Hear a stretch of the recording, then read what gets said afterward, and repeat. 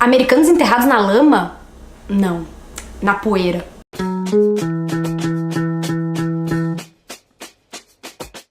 Meu nome é Eliane e o vídeo de hoje é sobre depressão, tempestades de poeira e favelas na Califórnia. Vamos começar com a depressão. E aqui a gente não vai falar de depressão do ponto de vista emocional ou psicológico, e sim da Grande Depressão, ou seja, a crise econômica que foi gerada em função da quebra da Bolsa de Valores em Nova York em 1929.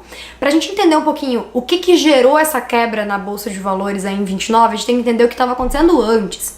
Com o fim da Primeira Guerra Mundial, a indústria norte-americana supria quase todas as necessidades de produtos para a Europa. Isso movimentou a economia, fortaleceu o setor de negócios nos Estados Unidos e uma outra coisinha bem importante estava acontecendo naquela época. O mercado de ações estava em pleno desenvolvimento. As ações estavam baratas e, portanto, a expectativa de lucros era alta.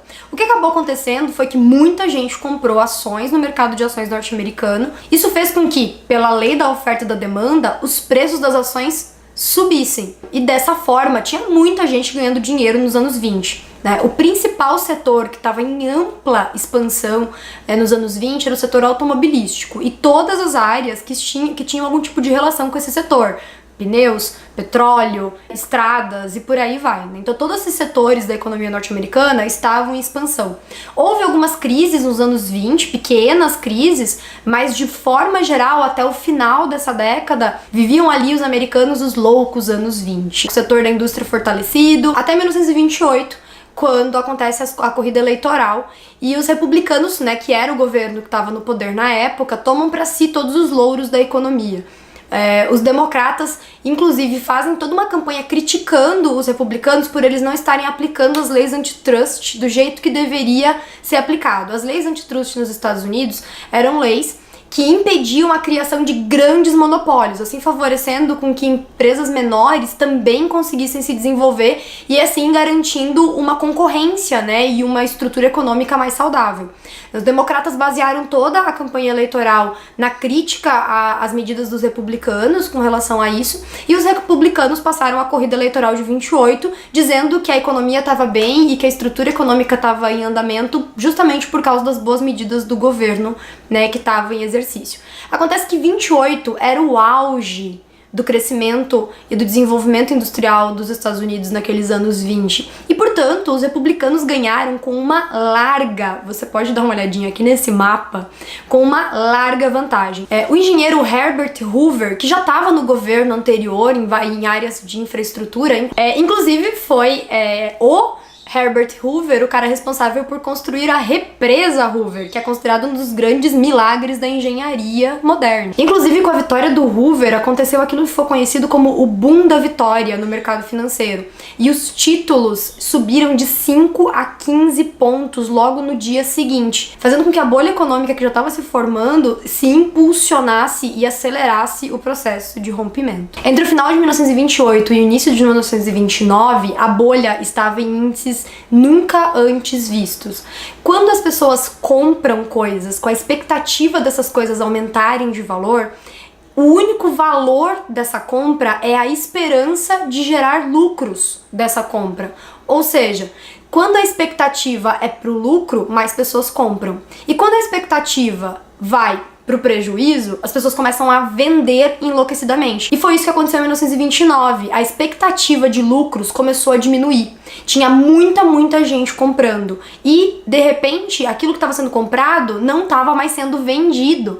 E o que aconteceu foi que, quando começou a vender em grande quantidade. Os preços começaram a despencar, os prejuízos começaram a ser cada vez maiores. Finalmente, em outubro de 1929, a Bolsa de Nova York acordou com uma quebra histórica. Entre 29 e 32, os Estados Unidos viram mais de 5 mil bancos quebrar, inúmeras empresas pedirem falência e demissões em massa se tornarem rotina. A taxa de desemprego durante a década de 30 girava em torno de 20%. Estudiosos da área da economia afirmam que a depressão girava em torno de 3 fatores principais: declínio da atividade industrial, desorganização bancária, saturação do mercado imobiliário e vários problemas no setor da agricultura. E é nesse setor que a gente vai focar agora com as tempestades de poeira. Pra gente entender que tal de tempestade de poeira foi essa, a gente precisa voltar lá para o século XIX e com um incentivo para a conquista do Oeste por famílias norte-americanas. Abraham Lincoln aprovou a Lei de Terras durante a Guerra de Secessão. Para saber um pouquinho mais sobre isso, dá uma clicada aqui e vai lá assistir o vídeo que eu falo sobre a Lei de Terras nos Estados Unidos, um pouquinho sobre a Guerra de Secessão e como que isso tudo aconteceu. O fato é que o governo estava incentivando famílias a ir conquistar o Oeste. Muitas famílias descendentes ou imigrantes europeus que estavam na costa leste começam a ir para essas terras, né, na expectativa, na esperança de ter a posse da terra e começar a trabalhar como pequenos agricultores. Isso foi muito importante para o desenvolvimento dos Estados Unidos e para a consolidação do capitalismo norte-americano, inclusive. Aquela região do meio oeste americano, que envolve os estados de Oklahoma, Kansas, Arkansas, Texas, né? Aqui no mapa dá para entender um pouquinho melhor quais são os estados que fazem parte dessa região. Historicamente era uma região de pradarias, né? Ao longo de milhares de anos se formou ali uma espécie de grama grossa com raízes que prendiam o solo em grandes planícies, né? Os búfalos eram os principais animais daquela região e os nativos americanos, né, os indígenas daquela região, aprenderam inclusive a se adaptar àquele território e àquele clima. Em menos de 20 anos de conquista do Oeste, os búfalos e os índios já haviam desaparecido. E a grama da pradaria demoraria um pouquinho mais, mas também logo já seria destruída. O ponto complicado dessa história toda é que o governo estava incentivando famílias a ir para uma região historicamente árida, com períodos grandes de seca. Acontece que entre o final do século XIX e o início do século XX isso não foi percebido, porque um fenômeno de exceção, né, chuvas acima da média, estavam acontecendo naquele território, o que fez com que as famílias começassem a plantar cada vez mais e incentivadas por um índice cada vez mais alto de produtividade. Os campos de pradaria do meio oeste foram tomados por campos de trigo. E o otimismo dos anos 20, no que diz respeito à produção no campo e de commodities nos Estados Unidos, só incentivou cada vez mais a exploração daquele território. Depois da Segunda Guerra Mundial, os Estados Unidos superaram pela primeira vez a Rússia na produção de trigo e se tornaram os grandes exportadores do grão para a Europa. Nesse tempo, aquelas famílias de pequenos agricultores já estavam se tornando fazendeiros, tinham uma condição legal de vida e estavam se desenvolvendo naquela região e desenvolvendo a economia daquela região.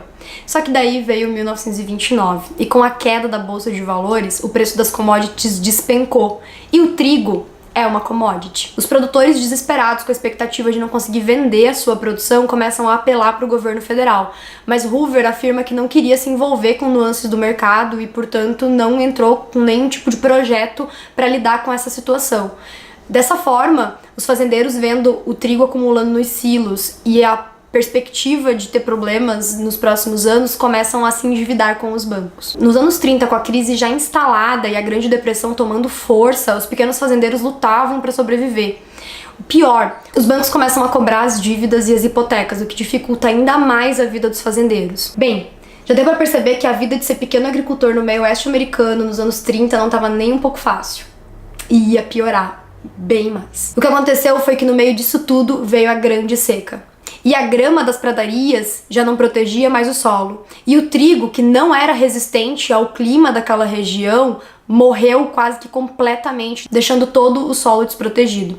Junto com aquele período de seca, começaram os vendavais, tornados, ciclones, que são muito comuns naquela região. Vendavais também eram muito comuns naquela época. Aliás, uma curiosidade: sabe o Mágico de Oz? A casa da Dorothy, personagem principal do livro, ficava no Kansas e foi levada até a terra de Oz em função de um tornado. Já fazia parte daquela região e daquela cultura esses grandes vendavais. O ponto é, sempre tinha seca, sempre teve vendaval. O que foi de diferente então? O que foi de diferente foi toda a retirada da proteção natural do solo, deixando com que ele ficasse completamente exposto. E dessa forma, o povo dos Estados Unidos viu pela primeira vez aquilo que ficou conhecido na história como Dust Bowl. Numa tradução livre, tigela de poeira. Nos anos 30, 40 milhões de hectares de terras férteis do meio oeste americano foram transformadas em um deserto de poeira. O que aconteceu foi que toda aquela terra desprotegida do solo foi carregada pelos vendavais, levando àquilo que ficou conhecido como um dos maiores desastres ambientais da história americana. Em 1934, aquela que ficou conhecida como a Tempestade Negra, a pior das tempestades de poeira que atingiram o meio oeste, a poeira era tão densa, mas tão densa, que ela encobriu o sol. As pessoas viram a noite chegando no meio do dia. Sobreviventes daquele período falam de uma parede de poeira que ia de horizonte a horizonte com mais de 3 quilômetros de altura. Estudiosos afirmam 350 milhões de toneladas de poeira estavam se movimentando a partir do meio oeste naquele ano. A tempestade foi tão gigantesca, mas tão gigantesca, que em poucas horas chegou em Chicago e nos próximos dias já estava em Nova York. Dá pra ver algumas imagens desse fenômeno por aqui e vale a pena dar uma pesquisadinha e entender um pouco mais sobre o Dust Bowl e todos os impactos humanos e ambientais que ele causou. Tudo isso acarretou em um fenômeno que muita gente não sabe que existe na história dos Estados Unidos recente: favelas na Califórnia. Exatamente, nos anos 30, com a execução das hipotecas pelos bancos, vários fazendeiros começam a perder as suas terras. No início, alguns vizinhos até tentam se ajudar, combinando lances baixos nos leilões públicos. Mesmo com esses esforços, né, dos vizinhos tentando se ajudar e criando uma atmosfera de solidariedade, em 1933, mais de 200 mil fazendas foram tomadas pelos bancos nos Estados Unidos. Nessa época, haviam 14 milhões de desempregados no país. Os suicídios começaram a se tornar cada vez mais comuns.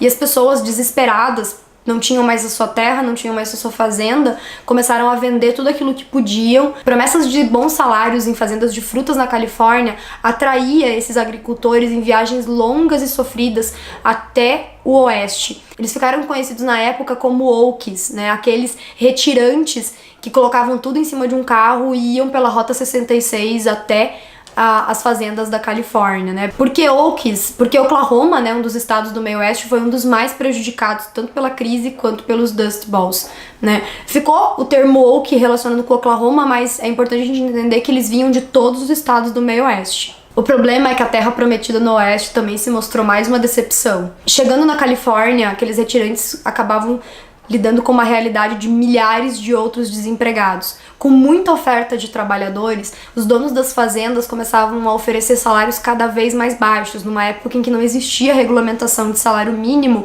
chegou um ponto em que o que ganhavam num dia inteiro de trabalho não dava para comprar comida. Mal dando para comer, as famílias também não conseguiam mais se movimentar, não era mais possível manter os carros, não era mais possível manter o combustível, e então aquelas famílias começaram a se acumular em acampamentos sujos e sem nenhum tipo de dignidade nos arredores da cidade. Essas habitações ficaram conhecidas como Hoovervilles, numa clara referência ao presidente da República, que se negou a agir para evitar de alguma forma que esse tipo de coisa acabasse acontecendo. E então chega a campanha política de 1932. Na campanha política de 32, a crise já está tomando conta do país e os dois partidos, a gente percebe que eles têm propostas para atuar de alguma forma na crise, mas as propostas giram em torno de não intervir muito na economia e de partir da ideia de cortar gastos do governo e reduzir custos para tentar deixar com que a economia se autorregulamente. Mesmo assim, a população considerava Hoover o grande responsável pela crise e o resultado das eleições de 1932 foi este daqui, né? A gente pode reparar que teve uma inversão bem grande no mapinha aqui, né, nas cores do Partido Democrata e Republicano nessa eleição. A posse do democrata Franklin Delano Roosevelt aconteceu em março de 1933. E no começo, as propostas do governo para superar a crise eram tímidas do ponto de vista de intervenção do Estado na economia. Elas giravam em torno, basicamente, de cuidar da parte dos bancos, reestruturando o sistema financeiro. A primeira fase do New Deal, que era o plano econômico do Roosevelt, né, o novo acordo, que ficou conhecido na história como o grande projeto desse governo, girava em torno mais de aspectos econômicos, né, como se preocupar com as questões bancárias e também entrando com obras de infraestrutura para empregar mais pessoas, né? Ou seja, aquela grande montante de desempregados seria empregado em obras do governo, como barragens, estradas de ferro, revitalização de rodovias, além do financiamento público em pesquisas para recuperação do solo do meio oeste.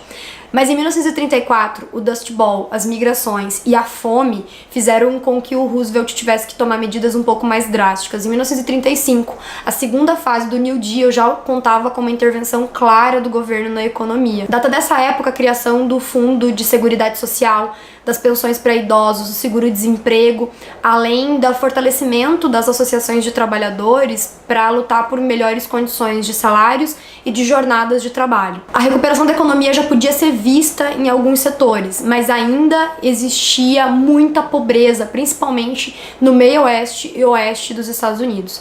E então chegamos em 1936 e em mais uma campanha eleitoral. Os republicanos criticavam abertamente a intervenção do Estado na economia do governo Roosevelt e faziam duras críticas à forma como o New Deal estava sendo encaminhado, né? Criticavam, por exemplo, a dificuldade que isso poderia causar na livre concorrência do setor empreendedor, do setor produtivo no futuro. Já o Roosevelt se amparava ainda mais na sua política intervencionista. Em 1936, manda fotógrafos para as Hoovervilles para que eles registrem o tamanho da crise humanitária que os Estados Unidos ainda vivia naquele ano. As imagens inundaram os jornais norte-americanos. Você pode ver algumas delas aqui, né, pelo vídeo. E isso fez com que a opinião pública abraçasse, né, a continuidade das propostas do Roosevelt, e o resultado das eleições de 36 foi esse daqui. Roosevelt fica no poder até a sua morte em 1945. Né, e as suas políticas econômicas foram responsáveis por não só alterar as estruturas do país naquela época, mas também as próprias estruturas do Partido Democrata, que desde então, né, mantém uma política um pouco mais intervencionista, né, com uma preocupação um pouco maior na questão do estado de bem-estar social. É isso, gente. Eu espero que vocês tenham gostado de entender um pouquinho melhor aí toda essa questão envolvendo a crise de 29, a Grande Depressão e os acordos econômicos e as políticas econômicas do Roosevelt, né, aquilo que foi conhecido como o New Deal. Se vocês gostaram, compartilhem, curtam e até o próximo vídeo.